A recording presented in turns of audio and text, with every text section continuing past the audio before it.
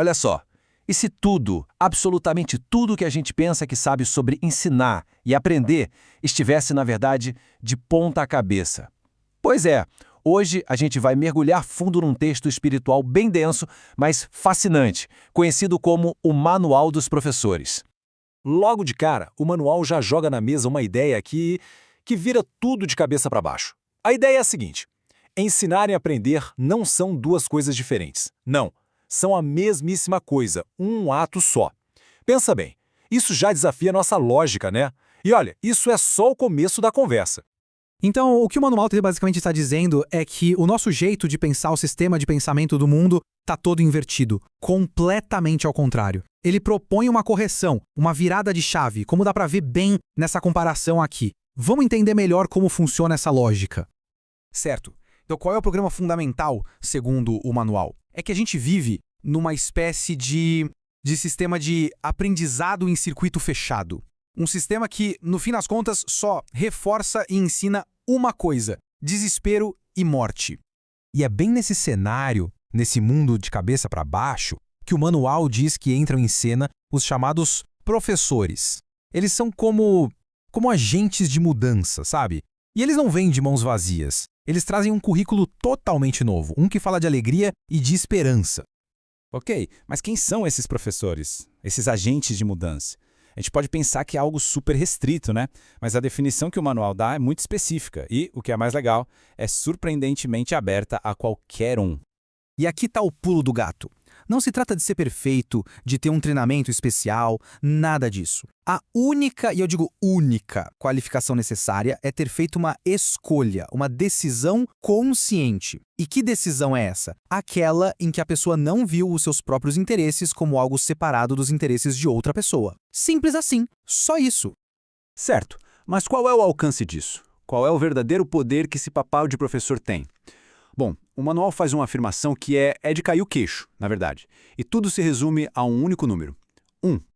É isso mesmo. O texto afirma que basta um professor, um único professor, que tenha completado o seu aprendizado para salvar o mundo inteiro. Essa pessoa se torna basicamente um canal sem limites para mudança. A pergunta que fica é: como esse professor atua? Qual é a principal ferramenta que ele usa? Então, a principal ferramenta, o método central que esses professores usam, tem tudo a ver com o olhar de um jeito completamente diferente. Uma redefinição radical mesmo para algo que a gente conhece bem: a doença e a cura. E aqui a coisa fica muito interessante. A cura, nesse contexto, não é vista como um processo do corpo, um processo físico. De jeito nenhum. É uma mudança de percepção na mente. E acontece em 3 passos.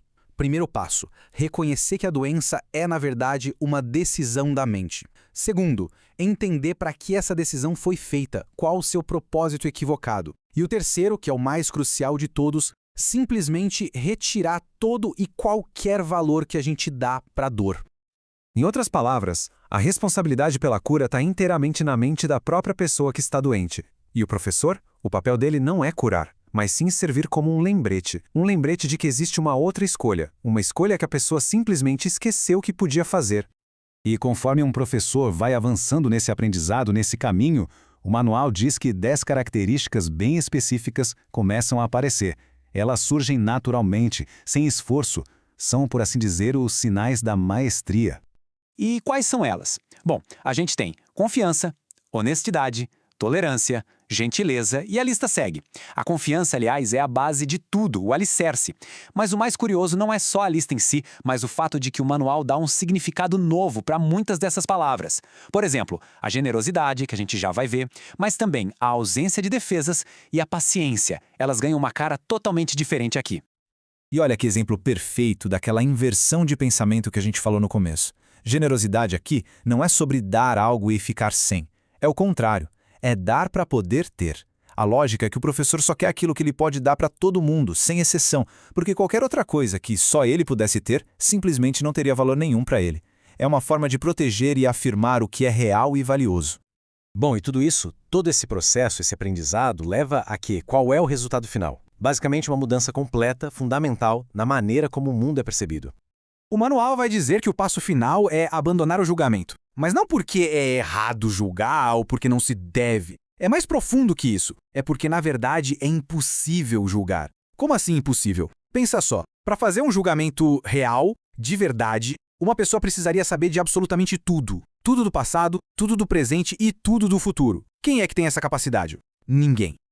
E a conclusão que o texto apresenta é, no mínimo, surpreendente. A gente costuma pensar no fim do mundo como algo catastrófico, né? Mas aqui, não. O mundo não acaba com uma explosão ou destruição. Ele simplesmente deixa de ser percebido. Ele desaparece da nossa vista quando o propósito dele for totalmente cumprido. E que propósito é esse? O de ser uma sala de aula para aprender o perdão. E para fechar, o manual deixa a gente com uma última e talvez a mais poderosa inversão de pensamento. A pergunta muda. Não é mais, será que a paz é possível neste mundo? A pergunta se torna, será que é possível que a paz não esteja aqui? Ou seja, a busca pela paz deixa de ser uma luta para criar algo que não existe. Vira simplesmente um trabalho de remover as barreiras, os obstáculos que a gente mesmo colocou na frente dela. Porque, no fundo, a paz já está aqui.